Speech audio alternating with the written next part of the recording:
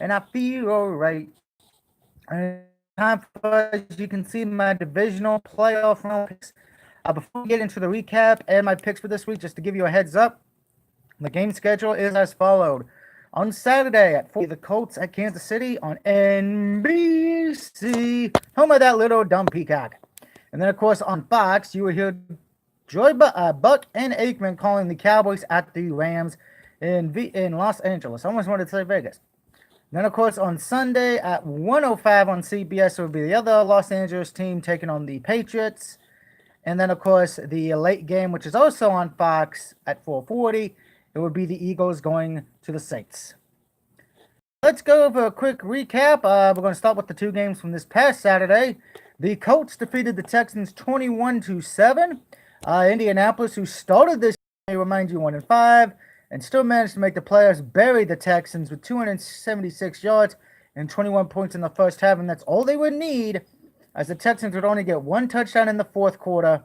So there is that. Both defenses controlled the third quarter, and I should point out, Luck completed 19 out of the 32 passes for 222 yards and 2 TDs, with one interception and one rushed for 29 yards respectively. So there was that. So the Texans all on the shelf. On the other side of the game, my Cowboys, which meant I went 2-0 on Saturday, Cowboys held on to beat the Seahawks 24-22. Dallas outgained Seattle in total yards, 380 to 299, while eliminating them to just 73 yards on the ground. During the season, the Seahawks had been the top-ranked rushing team in the NFL. This was Dallas's first playoff win since 2014. Yeah, it was a long time ago. But what hurt Seattle in the end was the onside kick.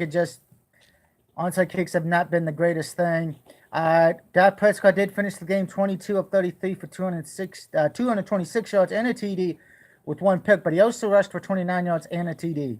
His top receiver was Cooper, and Elliott carried the ball for 137 yards and had a touchdown as well for catching 4 passes.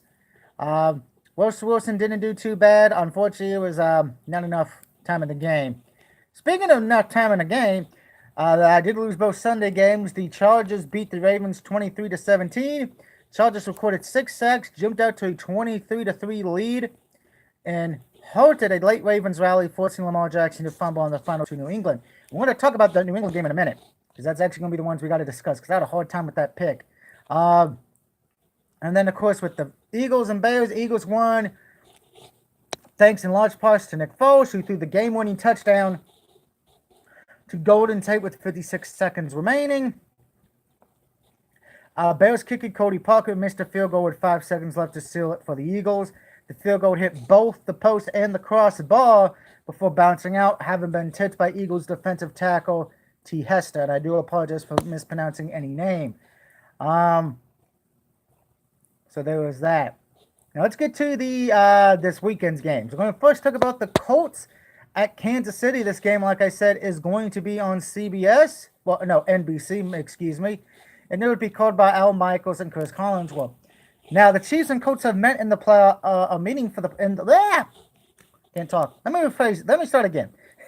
The Chiefs and Colts will meet in the playoffs for the 5th time since 1995. Now, the Colts have won all 4 previous meetings. They last met in the playoffs in 2013, a game 38-10, but ultimately lost 45-44. Now, there's a lot of pressure on the Chiefs to win this game because the Colts have beaten them 4 straight times. And, of course, like I just mentioned, the 2013 playoff game where the Chiefs had a 38-10 lead, but then blew it and lost by 1 point. So all the pressure's on Kansas City.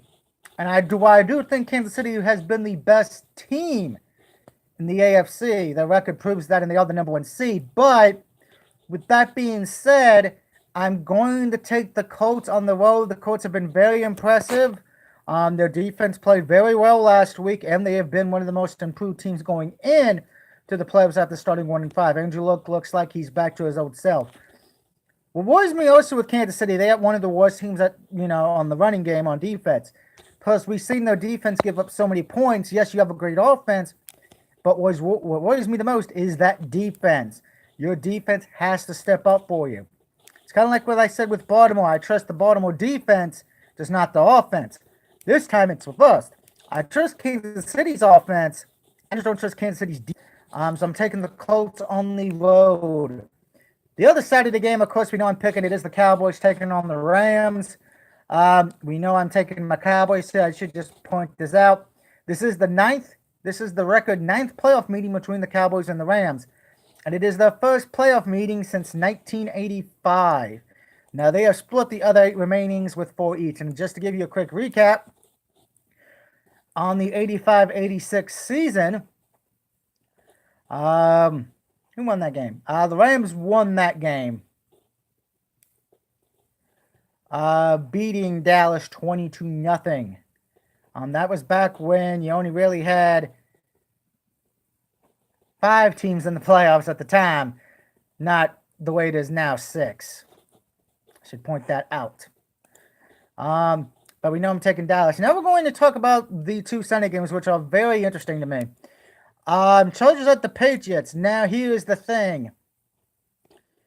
It was going to be a huge chance for the Chargers to win this game due to the fact of, long story short, one, it's a cross-country trip to the Patriots, and since Tom Brady has took over as the Patriots quarterback, he holds a 7-3 record against the Chargers. That includes 2 wins in 2 of the Chargers' most frustrating postseason losses in team's history. On top of that, New England has taken 6 of the last 7 meetings.